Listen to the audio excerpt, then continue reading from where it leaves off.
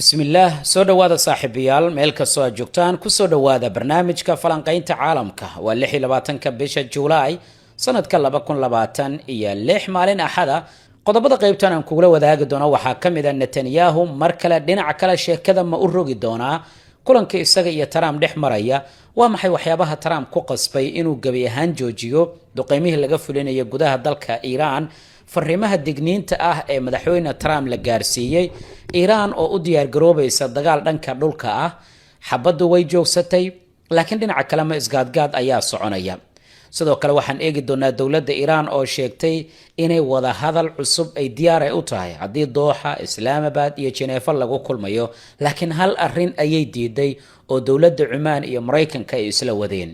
qodobo kale oo muhiim ah ayaa raaci doona iyo suuragalnimada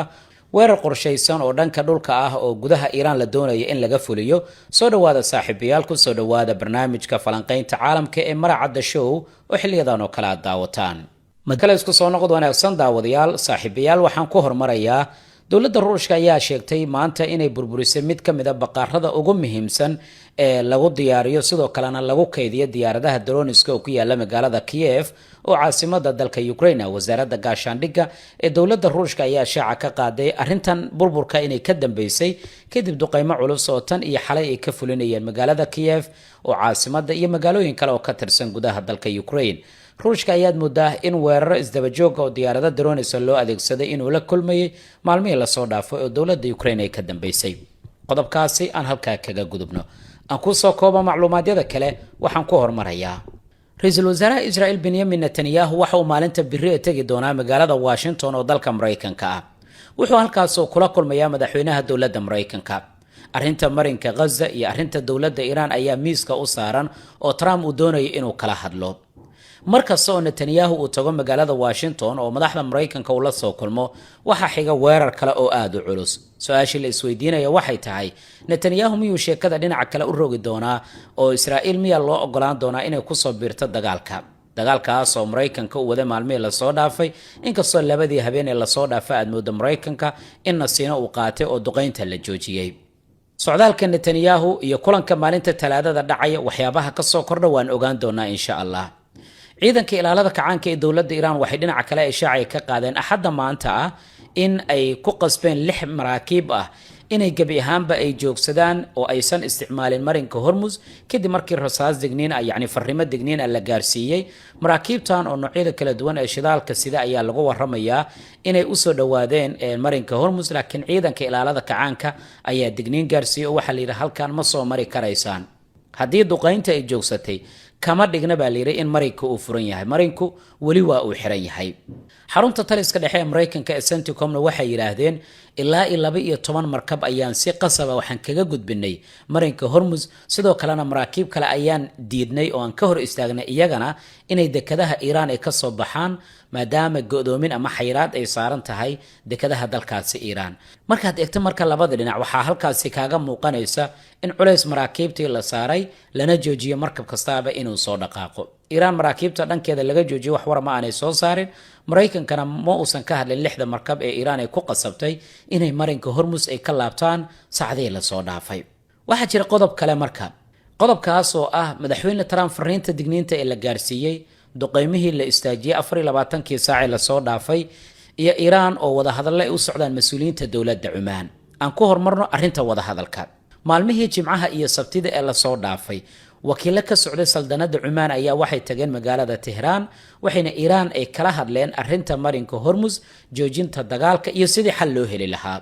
waxaana mas'uuliyiinta dawladda Oman lagu yiri annaga diyaar baan u nahay wada hadal laakiin ma ogolaanayno in duqeyntana ay sii socoto marinka Hormuz la isku dayo in Iran laga faramaroojiyo dhaqaalihii aan doonayna marinkaas inaan ka qaadnana wali waan doonaynaa ayaa lagu yiri wakiiladii dawladda Oman matalaya inkastoo ay isfahmeen iyaga oo aad moodo sidii hore inay isaga soo dhawaadeen wada hadalladaasi kadib waxa xigtay in mas'uuliyiinta Mareykanka fariin digniin ay gaarsiiyeen madaxweyne Trump ka hor digniintaasina madaxweyne Trump wuxuu joojiyay duqeymihii Mareykanka uu ka fulinayay magaalooyinka dalkaasi Iran gaar ahaan koonfurta magaalooyinka dhaca haddaba waa maxay digniinta madaxweyne Trump la gaarsiiyay yaase gaarsiiyay aan kula wadaago telefishinka CNN ee dalka Mareykanka iyo warbaahinta New York Times oo isla Mareykanka ka soo baxa ayaa daabacay laba warbixin oo ku saabsan in digniin loo gudbiyo madaxweyne Donald Trump taasoo ku saabsan haddii dagaalka uu sii socdo Iran inay guuleysan doonto waxyeelada Mareykanka ama khasaaraha Mareykanka soo gaarayaan inay kordhi doonto. qofka koowaad ee fariinta digniinta gaarsiiyo waa madaxweyne ku-xigeenkiisa, qofka labaadna waa taliyaha guud ee ciidamada dowladda Mareykanka. generaalka ugu sarreeya markii ciidanka dowladda Mareykanka waxa uu si gaar ahaaneed madaxweyne Trump uu kala hadlay dhibaatada ku saabsan gabaabsiga hubka iyo rasaasta ciidamada Mareykanka ay adeegsanayaan. wuxuuna madaxweyne Trump u sheegay in ciidamada Mareykanka ay awood u leeyihiin inay dagaalka ay sii wadaan, laakiin sii wadida dagaalkaasi oo muddo dheer ah in qatar weyn ay ku noqon karto awoodda dowladda Mareykanka iyo guud ahaan ciidanka militariga ee dalkaasi. sababta ugu weyn waxay tahay in gantaalada difaaca dhanka cirka ah ay si degdeg u sii yaraanayaan. nidaamyada Patriot, gantaalada THAAD iyo hubka kale ee difaaca cirka ayaa si weyn loogu isticmaalaya iska cabinta weerarada dowladda Iran. haddii dagaalka uu sii socdana ciidamada Mareykanka ma awoodi doonaan in muddo dheer ah ay howlgalkan ay sii wadaan. sidoo kalena waxay waxyeello weyn arrintan gaarsiinaysaa kaydka ciidamada Mareykanka, sida warbixintan ay ku sheegtay warbaahinta CNN ee dalka Mareykanka. arrintaasi oo kaliya generaalku ma uusan gaarsiinin madaxweyne Donald Trump ee sidoo kale wuxuu kaga digay in ku mashquulida dagaalka dowladda Iran Mareykanka ay ka dhigi karayso mid u nugul dagaalada kale ee gobolada ama dunida inteeda kale, oo halkani lagu daalinayo Mareykanka, lagu ogaanayo awoodihiisa kama dambaysta. haddii inta badan marka gantaalada difaaca lagu bixiyo ama loo isticmaalo dagaalka bariga dhexe, waxa adkaan karta Mareykanka inuu difaaco saldhigyadiisa iyo xulafadiisa kale ee ku sugan Aasiya iyo wadamada kale ee gobolka, gaar ahaan haddii ay dhacdo xiisad ama iska horimaad lala gala dowladda Shiinaha. oo madaxweyne Trump dhinaca kale ayaa sheekada laga tusiyey, maadaama la yiri Shiinaha iyo Ruushka dagaalkani kama marna. sidaa daraadeed marka taliyaha guud ee ciidamada Mareykanka wuxuu madaxweyne Trump kula taliyay in si degdeg ah dagaalka loo joojiyo, dhanka wada hadalka la aado, si socoshada dagaalkana ay dhaawici karayso diyaar garowga military, isla markaana ciidamada Mareykanka ay ka dhigi karayso kuwa aanan awood buuxda u lahayn inay ka jawaabaan qatar kasta oo meelo kale ka soo baxda.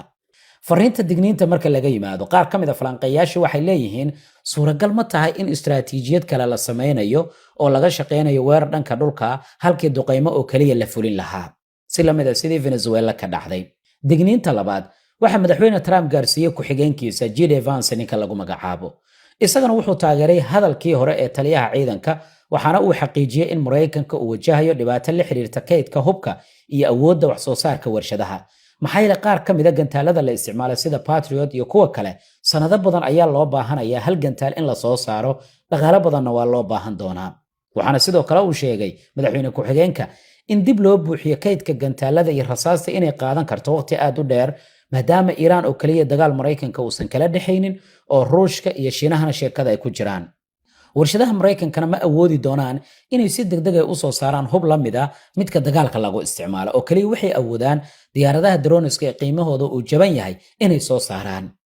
dhibaatadan waa hore ayay soo muuqatay marka, gaar ahaan yaraanta kaydka ee gantaalada. dagaalkii 40 maalin socday dhibaatadani way taagneed, markaas oo la ogaaday in isticmaalka hubka uu aad u batay, awoodda wax soo saar ee warshadahana hoos u dhac weyn uu ku yimid.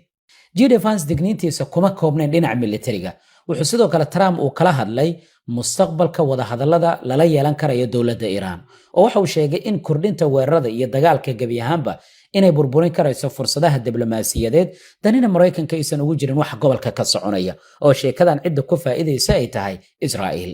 JD Vance waxa kale uu ku dooday in dagaalkan aanu ugu dambeyn Mareykanka u horseedi doonin natiijadii uu doonayay, isla markaana aan lagu gaari doonin himilooyinka Washington ay rajaynaysay. halkii Iran uu ku qasbi lahaa heshiis, dagaalku wuxuu sii adkeyn karayaa mowqifka Tehran, oo waxay dhihi karayaan waynu dhimanaynaa ama si wanaagsan ayaan u noolaanaynaa. sidaa daraadeed marka dhammaan digniinahan marka oo madaxweyne Trump la gaarsiiyey waxay horseedeen duqeymihii Mareykanka uu ka fulin jiray gudaha ee dalka Iran in gebi ahaan la joojiyo ama hakad uu ku yimaado. sidoo kale arrintan waxay ku soo beegmaysaa iyadoo oo dowladda Iran maanta ay soo saartay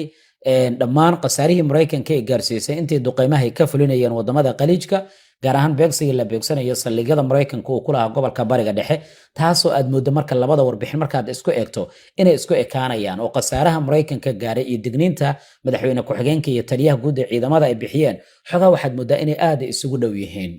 dhinaca kale Iran waxay ka warqabtaa dhaqdhaqaaqyo gobolka ka soconaya, waxaana ay taagan tahay annagana diyaar garow xoogan ayaan ku jirnaa, waxaana ka hortagaynaa weerar kasta oo dhanka dhulka ah.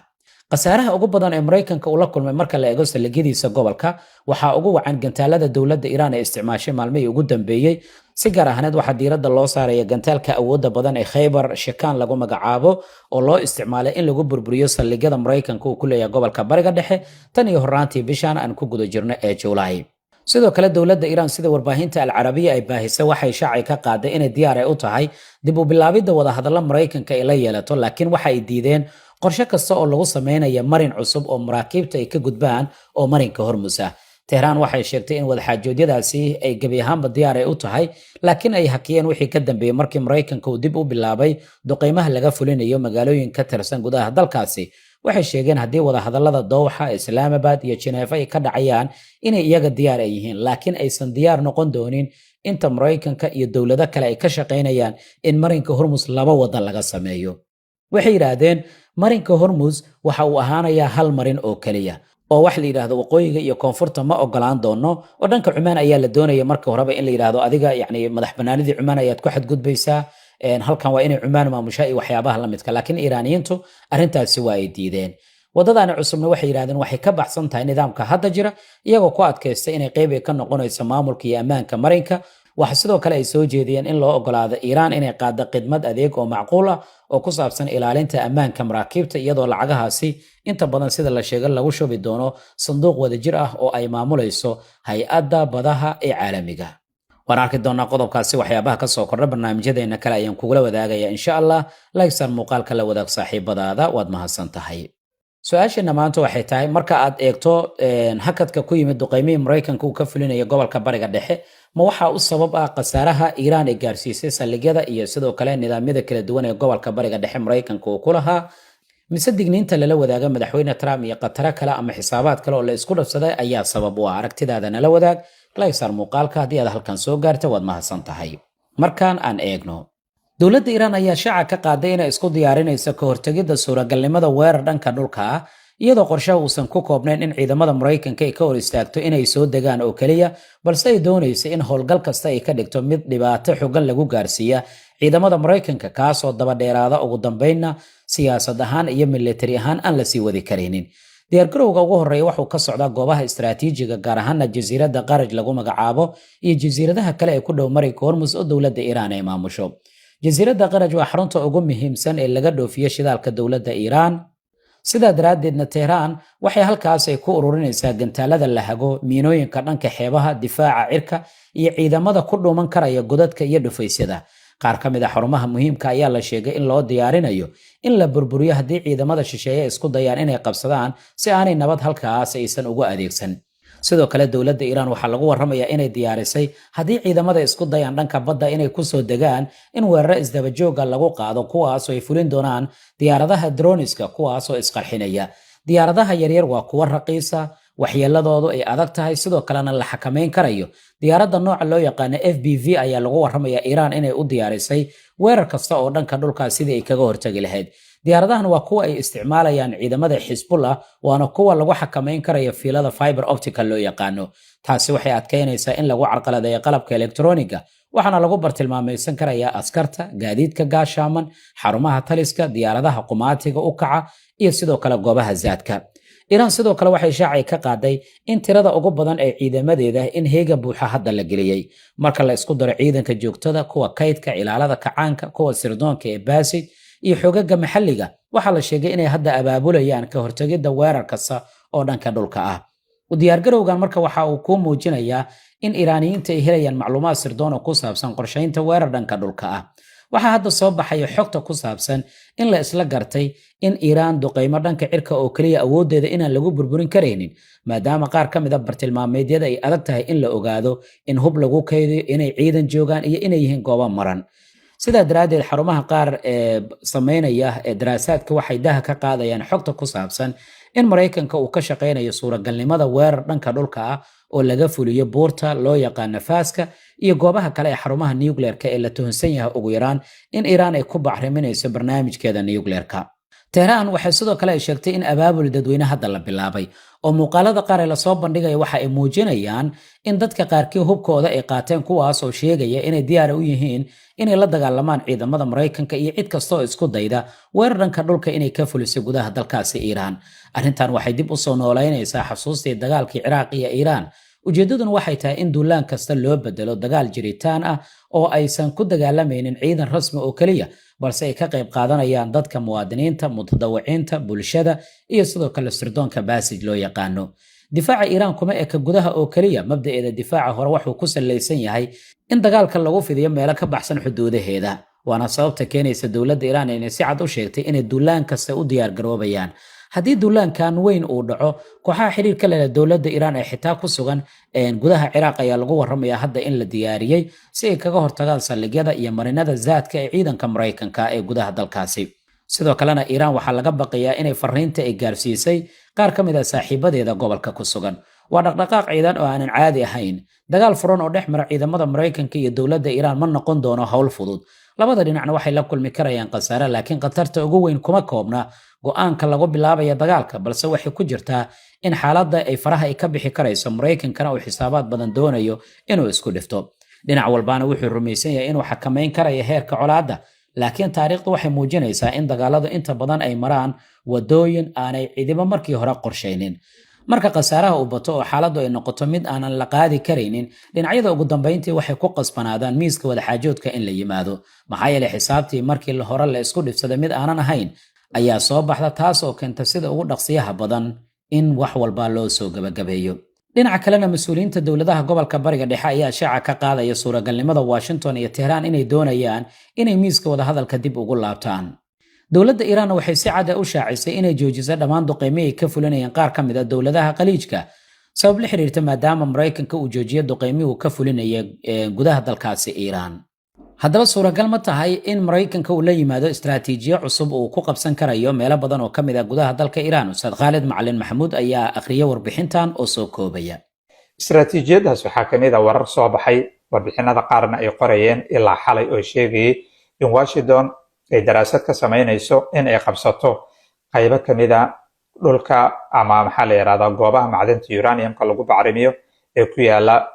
jasiiradda la yiraahdo ee ku yaala waddankaasi Iiraan. meelaha sida aadka looga hadlayo oo la leeyahay Mareykanka inay qabsadaan waa ku qasban yihiin waa meesha la yiraahdo Jabal Fas ama Peak X waxay yiraahdaan oo ku yaala gudaha waddankaasi Iiraan, kaasoo ay aaminsan yihiin Mareykanka iyo Israa'iiliyiinta mukhaabaraadkooda markii la isku geeyo in halkaasi lagu rakibay shaybaarro aad u xoog badan ayna ka socoto howl aad u weyn. Iiraaniyiintana ay aad u diyaarinayaan sidii halkaasi si degdeg ah ay uga samayn lahaayeen hal qunbuliyaduriyo ama bam nukliyeera oo ay rabaan in ay bannaanka soo dhigaan ka hor inta aysan weerarada aysan bilaabanin. Waxaa jira nin lagu magacaabo Joseph Rodriguez, waxa uu ka tirsan yahay xarun dhinaca istaraatiijiyadda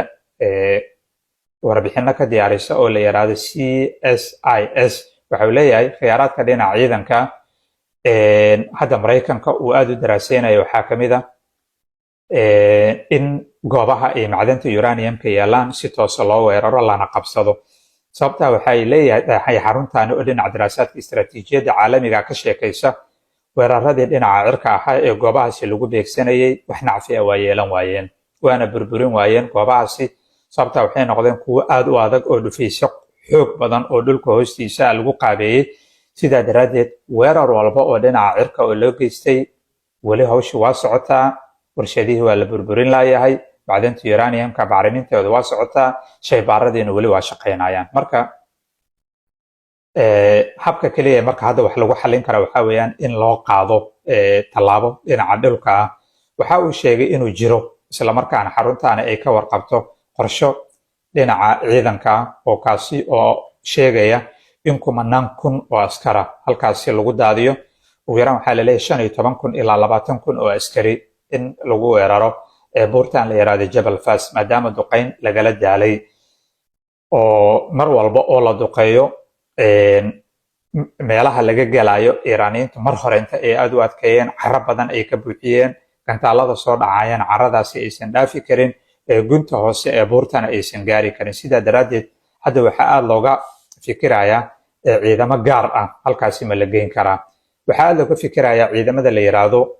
SEAL Team 6 kuwa la yiraahdo iyo qolo kalento oo la yiraahdo Rangers iyo kuwa kalento oo lagu daraayo kooxda 21aad la yiraahdo takhasuska u haysata in ay waxna qarxin karaan isla markaana goobtaas ay qabsan karaan. markay qabsadaan ka bacdina in laga fikiro in halkaasi la keeno khubaro kala furfuri karta macdintaas uraniumka ka bacdina u soo dhoofin karta waddankaas Mareykanka.